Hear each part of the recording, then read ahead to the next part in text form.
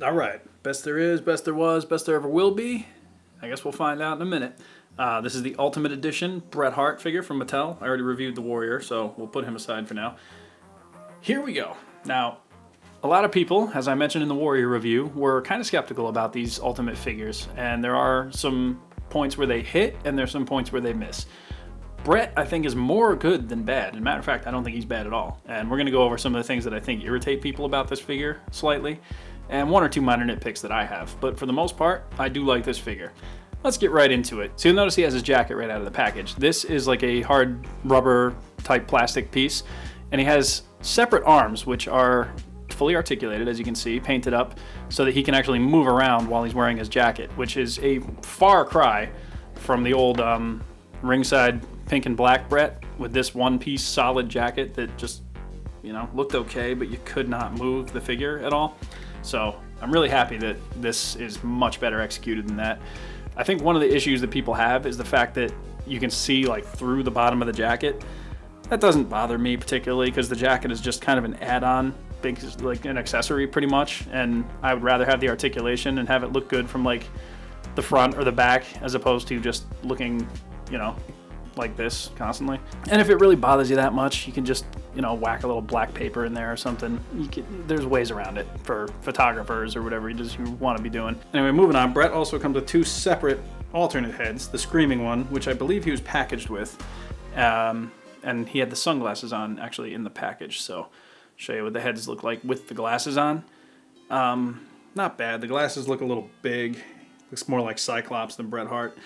But the one thing that I had an issue with is the hair. The way they sculpted the hair in the front, like I get that Bret always had like kind of messy hair and it was like always hanging in front of him, but the way they did it, I don't know, something got lost in the translation there. So what I did with the third alternate head is I took a pair of scissors and I just like thinned it out and trimmed it up a little bit. So this used to have the same hair as this, and I don't know if it's even focusing. So you can see that I cut the hair on the standard expression, made it a lot thinner. I don't know, I think it looks a lot better, brings out the face sculpt more. This is just kind of like, I don't know, I don't like how they did this, so I had to fix it myself.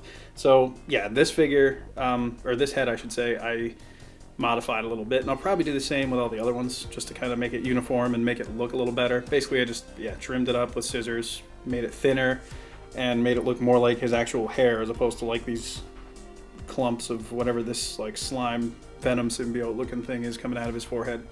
And here's like the smirking head sculpt. You can see he's quite proud of himself here. He also comes with his regular arms, which are double jointed, which I like a lot. You can get a lot more range of motion out of these than the single jointed ones in the Elite figures and the basic figures like I showed on the Warrior review. He also comes with his two fisted hands, his two gripping hands, and his two open hands for his entrance pose, which, you know, we'll show that off in just a second. So there you go. You can get him in his nice entrance pose when he hits the ring, poses for the crowd a little bit. I do like it. Not too bad. Again, the hair needs work, but that's just something I'm going to take care of myself. Now, to pop the heads off, just like Warrior, it's easy. You just pull them right off. They'll pop off, and you can pop the new heads right on. I'm doing this from a weird angle, so it might not. There we go. You'll hear it. Nice pop. Bret's head is in there. And to do the arms, same exact thing. You just pull them right out at the sockets. And while we're doing that, the jacket comes undone in the front. And now you got him in his gear. Just plug the new arms in. And you are good to go for whatever match you want to put Bret through. So looking at the figure now in his wrestling gear, you can see where the detail is on the singlet here. Again, kind of suffers from maybe the same problem that Warrior had with the torso joint being a little bit unappealing to look at, but I think it works better with Bret because of the singlet design. There would be a separation between his, you know, like his skin and his gear, so it kind of camouflages the, you know, the torso joint a little bit. Again, decent range of motion back and forth. I don't know that it has any more or less than the Elite. Let's find out right now. You can bend them this far forward at the torso joint, whereas the Elite, I think you might get slightly more out of the Elites.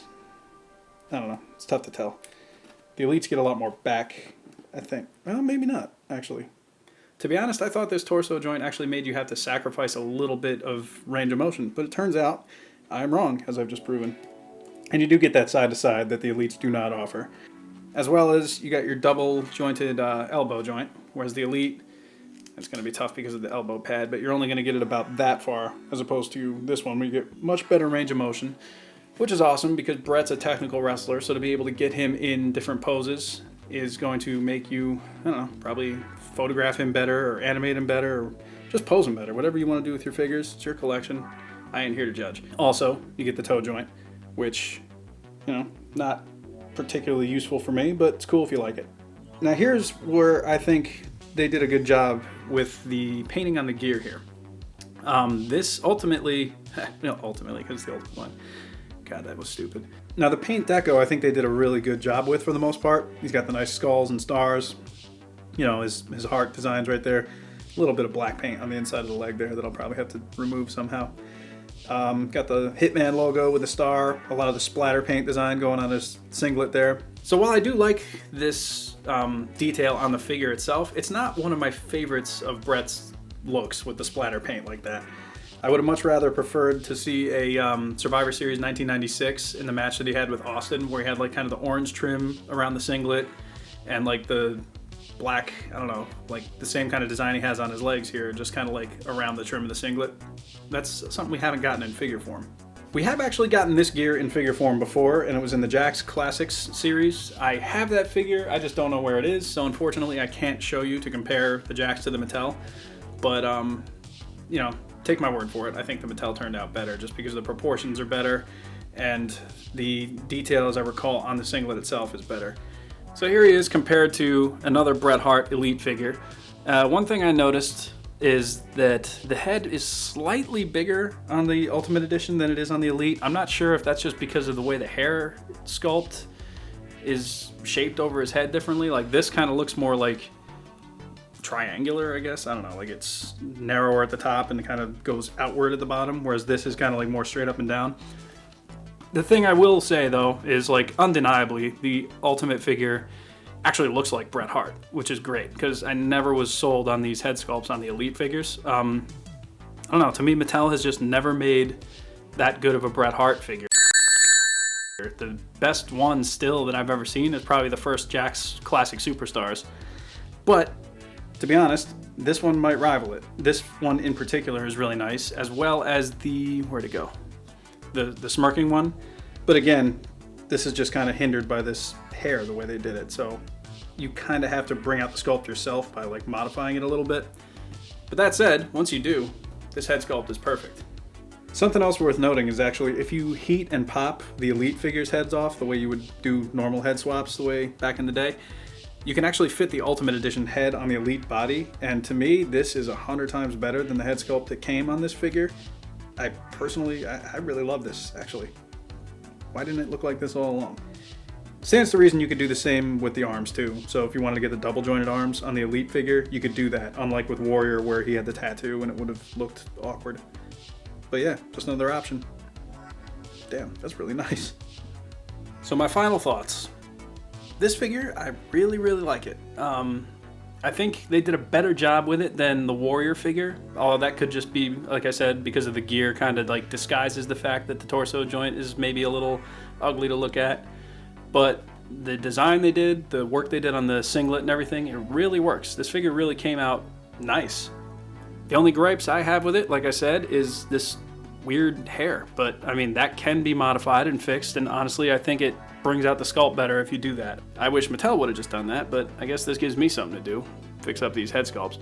But yeah, it is nice that I know now that I can swap the better head sculpt onto my Elite figures here, and yeah, so this figure, yeah, is it the best there is, was, and ever will be that Mattel makes? I think for now the answer is probably yes. I would love to see them revisit this in the future with like maybe a different gear. Like I said, Survivor Series 96, man, we need it in figure form.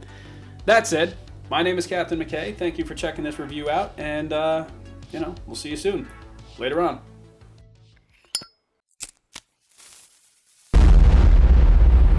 That's crispy.